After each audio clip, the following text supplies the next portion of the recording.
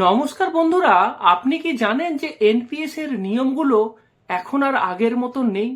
এই বছরে এনপিএস এ এসেছে একাধিক বড় পরিবর্তন। আজকের ভিডিওতে আপনাদেরকে আমি বলবো এই রকম 6টা বড় পরিবর্তনের কথা। প্রথম, এইবার থেকে আপনি এনপিএস তে বেশি করে এককালীন টাকা তুলে নিতে পারবেন। দেখুন, এতদিন পর্যন্ত নিয়ম ছিল যে আপনার এনপিএস তে যে ফাইনাল কর্পাস হবে তার 60% আপনি এককালীন তুলে নিতে পারবেন, বাকি 40% দিয়ে আপনাকে কম্পালসারি অ্যানুইটি কিনতে হতো। কিন্তু এই নিয়মেতে এইবার পরিবর্তন হলো। এইবার চাইলে আপনি এককালীন 80% পর্যন্ত টাকা তুলে ফেলতে পারবেন এবং বাকি 20% টাকা দিয়ে আপনাকে অ্যানুইটি কিনতে হবে। সুতরাং এক্ষেত্রে আপনার অবসরকালীন টাকার উপরেতে বেশি কন্ট্রোল থাকছে।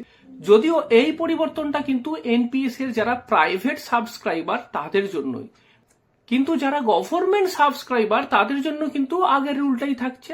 60% লামসাম উইথড্রয়াল আর 40% আপনাকে অ্যানুইটি কিনতেই হবে।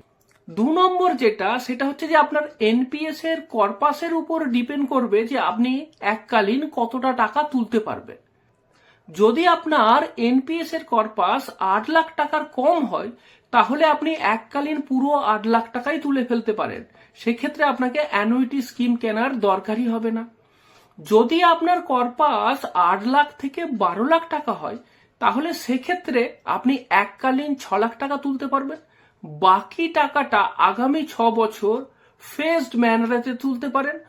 অথবা যেটা আপনাকে আমি শুরুতেই বলছিলাম যে 80-20 যে ডিভাইড, অর্থাৎ 80% এককালীন আপনি তুলতে পারলেন, বাকি টাকাটা দিয়ে 20% টাকাটা দিয়ে আপনি অ্যানুইটি কিনলেন। এইবার যদি আপনার এনপিএস কর্পাস 12 লাখ টাকার বেশি হয়ে যায় সেক্ষেত্রে তো এই 80-20 রুল এটা একদম কম্পালসারি, মানে 80% এককালীন তুলতে পারবেন আর 20% আপনাকে অ্যানুইটি কিনতেই হবে।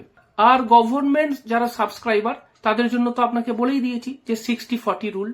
3 নম্বর যে পরিবর্তন সেটা হচ্ছে এবার থেকে আপনি একবারে নাও তুলতে পারেন, সেটা চাইলে আপনি ফেজড ম্যানারে তুলতে পারেন।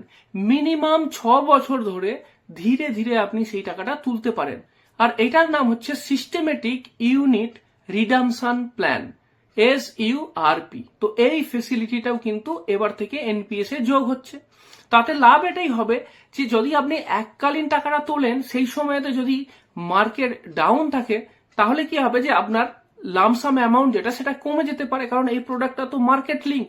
কিন্তু যদি আপনি বেশি সময় পান তোলার জন্য বা ফেজড ম্যানারে তোলেন তাহলে কি হবে যে বিভিন্ন সময়েতে সেই সময়ের মার্কেট ভ্যালু অনুযায়ী আপনি টাকা পেতে পারবেন। 4 নম্বর যে পরিবর্তনটা হয়েছে সেটা হলো, আগে যেটা নিয়ম ছিল যে ম্যাক্সিমাম 75 বছর পর্যন্ত আপনি এনপিএস তে ইনভেস্টেড থাকতে পারতেন, কিন্তু এখন এই এজ লিমিটটাও বাড়িয়ে দিয়েছে। এখন আপনি চাইলে 85 বছর পর্যন্ত এনপিএস তে ইনভেস্টেড থাকতে পারবেন। 5 নম্বর যে পরিবর্তন সেটাও কিন্তু খুব ইম্পর্টেন্ট, সেটা হচ্ছে যে আগে নিয়ম ছিল যে আপনি যদি এনপিএস তে ইনভেস্ট করেন তাহলে ইকুইটি প্রোডাক্টেতে ম্যাক্সিমাম 75% পর্যন্ত ইনভেস্ট করা যেত, বাকি টাকাটা অন্যান্য প্রোডাক্ট যেমন ডেট প্রোডাক্ট, কর্পোরেট বন্ড বা গভর্নমেন্ট সিকিউরিটিজ এই সমস্ত জায়গাতে ইনভেস্ট করতে হতো। কিন্তু এখন এই ফ্লেক্সিবিলিটিটা আছে, আপনি চাইলে এনপিএস প্রোডাক্টেতে 100% ইকুইটি প্রোডাক্টেতে ইনভেস্ট করতে পারেন। দেখুন, যাদের বয়স ধরুন কম সময়তে এনপিএস জয়েন করেছে তো তাদের ক্ষেত্রে তো রিস্ক টেকিং এবিলিটিটা বেশি আছে, তো তারা চাইলে 100% ইকুইটি প্রোডাক্টেতেই ইনভেস্ট করতে পারেন।